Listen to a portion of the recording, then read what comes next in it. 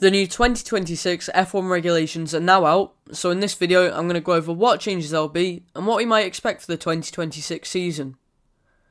Before we get into the video, these regulations are fairly new and there will no doubt be small changes from what they are currently. If I do see any major changes in the future, I'll make a follow-up video and pin it in the comments, so if you are watching this a couple months from now, just check now to see if there is a new update. Anyway, starting off with the changes. The new cars will be shorter and narrower than the current F1 cars. Their width will be reduced by about 10 cm and we can infer that the length may be about 20 cm shorter. However, we don't have an exact dimension for the length currently. These changes have been made to encourage closer and more interesting racing around narrower tracks like Monaco, which many of us have been asking for. The cars will have a reduction in weight by about 30 kilograms.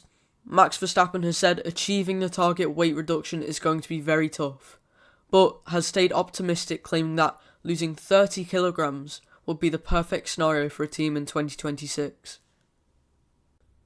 The 2026 car will also have 30% less downforce than the current F1 cars. This will lead to significantly less traction than the current cars, and maybe something that teams need to develop on in the future. Tyres for the 2026 season will be narrower and have a smaller diameter. This paired with a significantly lower downforce will lead to a major loss in traction. I believe these areas are ones which may need to be revised before the new regulations are finalised. The FIA have been working on reducing dirty air. This is something many drivers and fans have been asking for. They're achieving this by reducing the size of the front and rear wings and adding a barge board to the cars with the goal of producing more inwash than outwash. I think this is a very positive change as it will encourage closer and more interesting racing. Another fairly positive change is the removal of DRS. Sort of. While DRS has been removed, something new has been implemented. The front and rear wings are now adjustable and have two presets.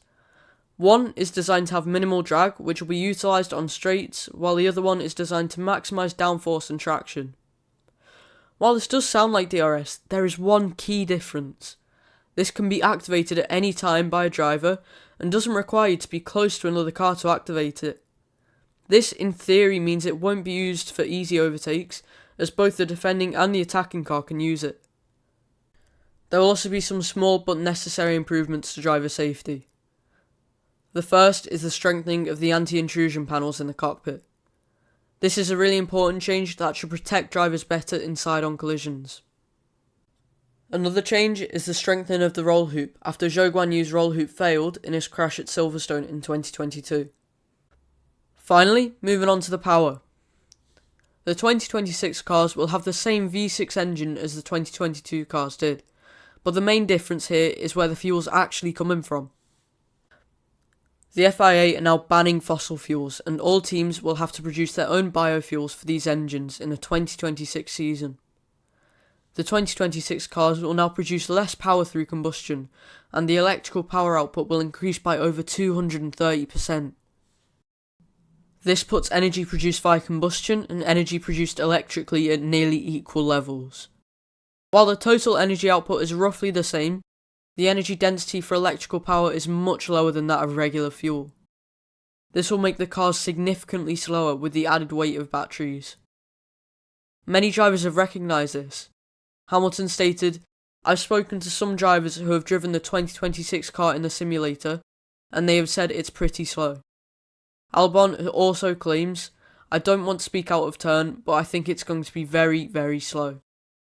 This early on, I don't see any reason to be worried about the 2026 regulations. These aren't finalised yet, and I'm sure these issues will be addressed before the final iteration. If you found this video interesting or useful, I'd really appreciate if you could like and subscribe, as it really helps the channel out. Thanks for watching.